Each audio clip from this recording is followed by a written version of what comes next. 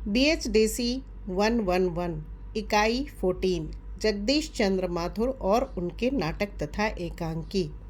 जगदीश चंद्र माथुर का एकांकी लेखन। जगदीश चंद्र माथुर के नाट्य लेखन की शुरुआत एकांकी लेखन से ही हुई। एकांकी एक प्रकार का नाटक ही है जिसमें पारंपरिक नाटक के रूप विधान के स्थान पर सिर्फ एक अंक में ही संपूर्ण नाटक का आयोजन होता है। सुप्रसिद्ध नाटककार और एकांकी साहित्य के विशेषज्ञ डॉक्टर राम कुमार वर्मा ने लिखा है, एकांकी में एक ऐसी घटना रहती है जिसकी जिज्ञासापूर्ण और कौतूहलमय नाटकीय शैली में चरम विकास होकर अंत होता है।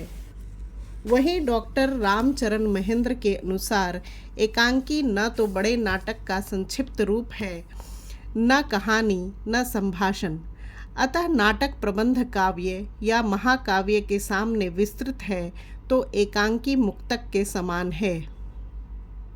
रूप विधान में अंकों की संख्या से यह भ्रम हो जाता है कि एकांकी और पूर्ण नाटक में आकार का भेद है, लेकिन सेठ गोविंद दास जैसे पुरानी पीढ़ी के वरेण्य नाटककार नाटक एकांकी में आकार का भेद नहीं मानते।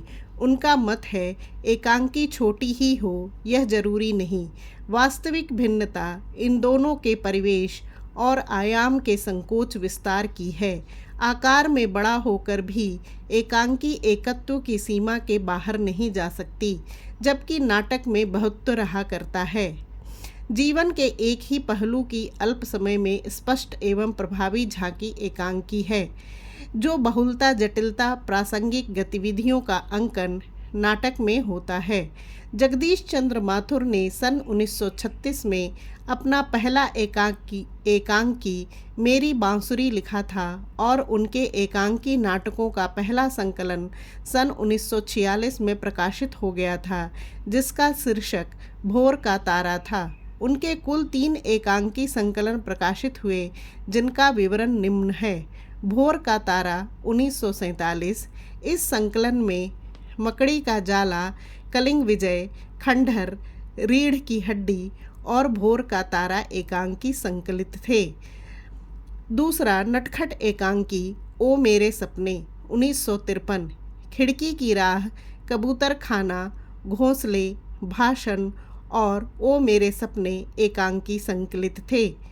तीसरा मेरे सर्वश्रेष्ठ रंग एकांकी 1972, बंदी, घोंसले, खंडहर, ओ मेरे सपने, भोर का तारा, भाषण, विजय की बेला और रीढ़ की हड्डी एकांकी संकलित थे। 1949 में पाठ्यक्रमों के लिए तैयार किए गए एक एकांकी संकलन में प्रसिद्ध नाटककार राम कुमार वर्मा ने जगदीश चंद्र माथुर के एकांकी लेखन पर विचार करते हुए लिखा था, यद्यपि इन्होंने अधिक नाटकों की रचना नहीं की, तथापि अपने इने गिने नाटकों में इन्होंने घटनाओं की जो सृष्टि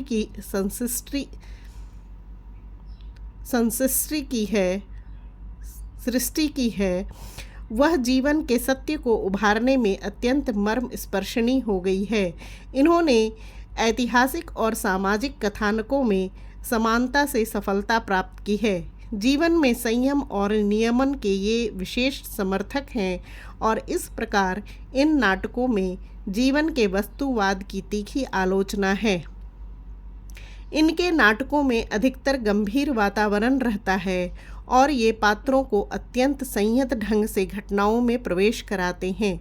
फलस्वरूप इनका कथन भी अधिक मर्यादित और संक्षिप्त होता है। अपनी कला को ये दुखांत नाटकों में अधिक सफलता से निखार सकते हैं, सुखांत नाटकों में नहीं। इनमें नाटकीय कला के प्रायः सभी गुण हैं। यदि ये नाटकों की रचना में अधिक प्रयत्नशील हों तो इनके नाटक अपनी विशेषता के कारण यथेष्ट प्रसिद्धि प्राप्त कर सकेंगे। स्पष्ट है कि राम कुमार वर्मा की अनुभवी निगाह जगदीश चंद्र माथुर के नाट्य लेखन के संबंध में उचित ही आकलन और विश्लेषण कर रही थी। आइए जगदीश चंद्र माथुर द्वारा रचित एकांकियों पर विचार करते हैं। मेरी बांसुरी।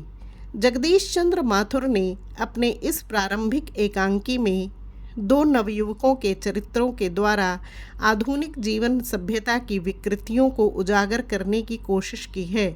यहाँ सुधाकर और निर्मल नाम के दो नवयुवक हैं, जिनमें सुधाकर नए रंग ढंग और फैशन से प्रभावित है, वहीं निर्मल सुसंस्कृत और थोड़ा शर्मिला है। एक तरफ फैशन के रंग ढंग में चलते पुरजे सरीखा सुधाकर है और उसके समक्ष त्याग और बलिदान की भावना से ओतप्रोत निर्मल। दोनों एक युवती उर्मिला से प्रेम करते हैं, लेकिन सुधाकर उसे बनावटी तरीकों से फंसाना चाहता है। वहीं निर्मल सच्चा प्रेमी है जो उर्मिला को हृदय से चाहता है। निर्मल पाने मित्रों को बचाने के लिए बड़ी राशि का अपराध अपने सर ले लेता है और इस बलिदान से आदर्श प्रस्तुत करता है।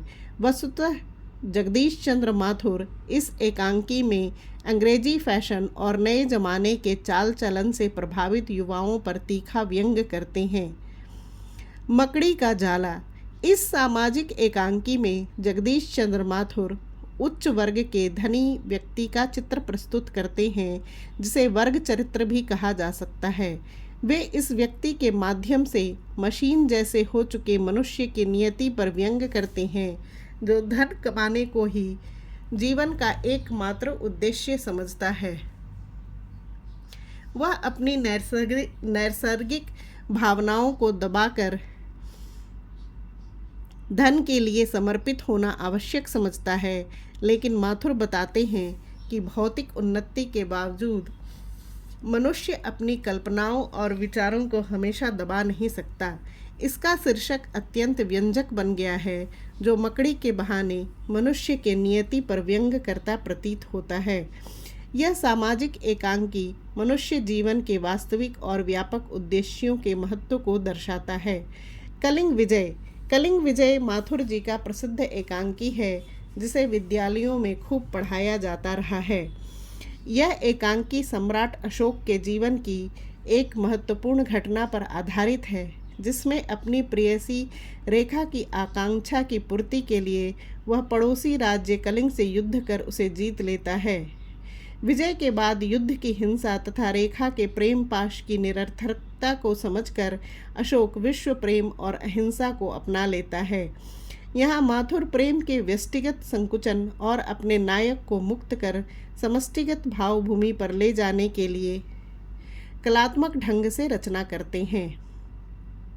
वे मनोविज्ञान का सहारा लेकर अपने मात्रों के अंतर्द्वंद का सम्यक उद्घाटन और विवेचन भी करते हैं।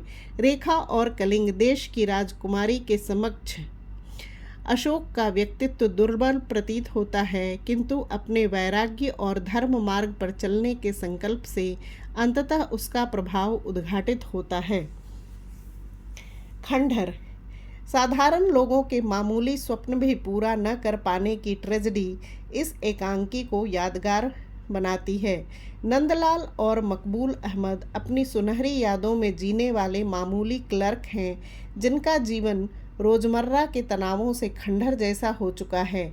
अपने चपरासी को रोमांस में डूबा देखकर उन्हें अपने अतीत की याद आती है और वे भी अपनी पुरानी प्रेमिकाओं को बुलाते हैं। ये चारों प्रेमी प्रेमिका मिलते हैं, किंतु अपने वर्तमान की जिम्मेदारियों से सयाने हो चुके हैं। इधर इन दोनों प्रेमियों का दुस्साहस भारी पड़ता है और उन्हें अपनी नौकरियों से हाथ धोना पड़ जाता है।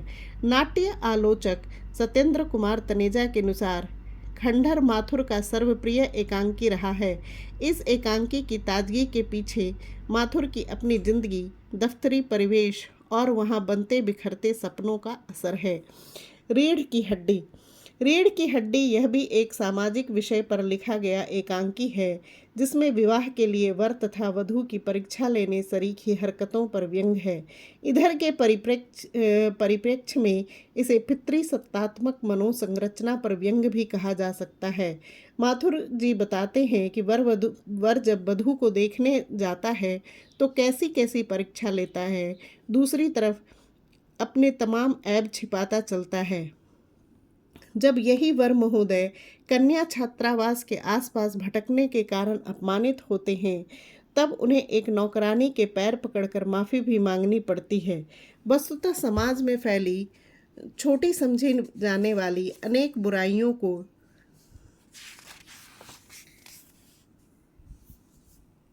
भी माथुर रचना का विषय बनाते हैं और उन पर व्यंग प्रहार करते हैं।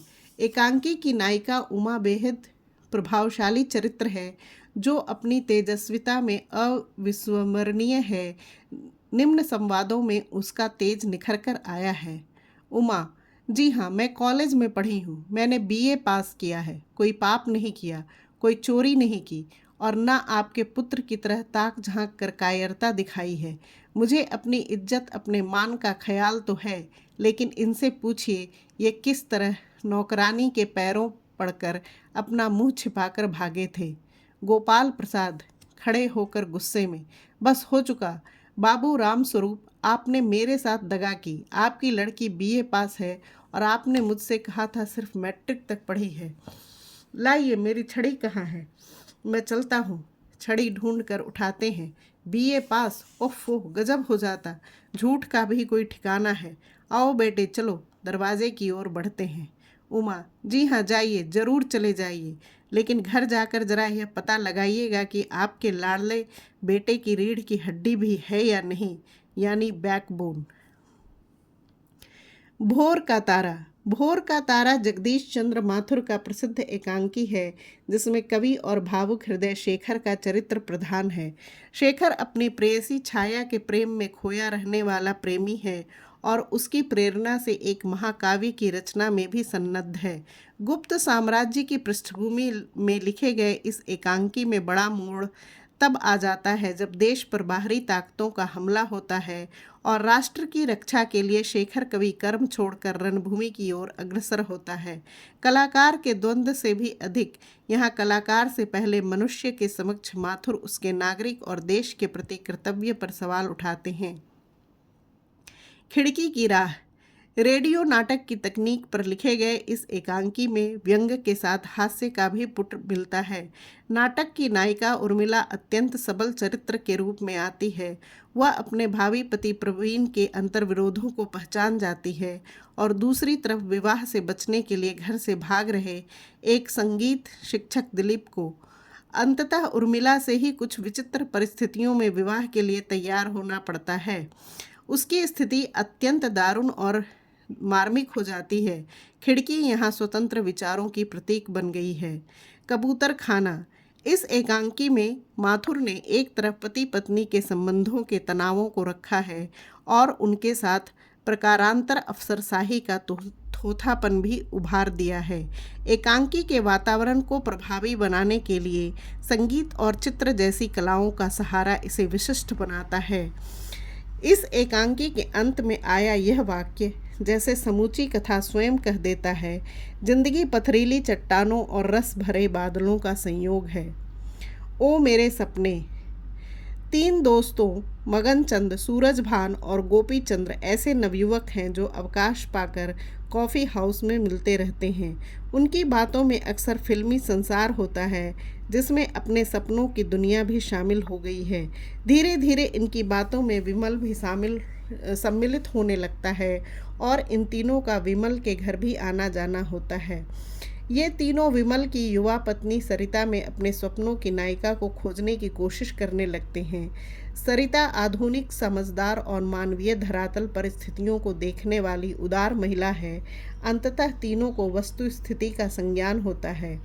माथुर ने इस एकांकी के माध्यम से नवयुवकों के रोमानी सपनों का चित्र हास्य व्यंग्य के पुट के साथ उकेरा है।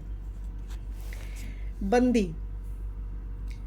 बंदी एक पुराने धनी जमींदार तारानाथ की कथा है, जो अपने परिवार के बेहतर भविष्य की कामना से शहर में बस गए थे, किंतु अब सेवानिवृत्ति के बाद फिर लौटकर अपने घर गांव आ जाते हैं। उनकी इस वापसी में उनकी युवा पुत्री का भी आग्रह है, जो कलाकार स्वभाव की है और गांव में प्रकृति के वास्तविक स्वरूप को देखना चाहती है। उसका टकराव स्थानीय लोगों से होता है। लोचन की मदद से वह बच जाता है,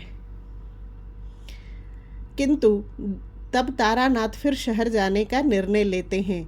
सत्येंद्र कुमार तनेजा ने लिखा है, माथुर के अनुसार व्यक्ति अपने परिवेश, अपनी परिधि की जड़ों का बंदी है। बंदी जगदीश चंद्र माथुर की इसलिए भी एक विशिष्ट नाट्य कृति है क्योंकि इस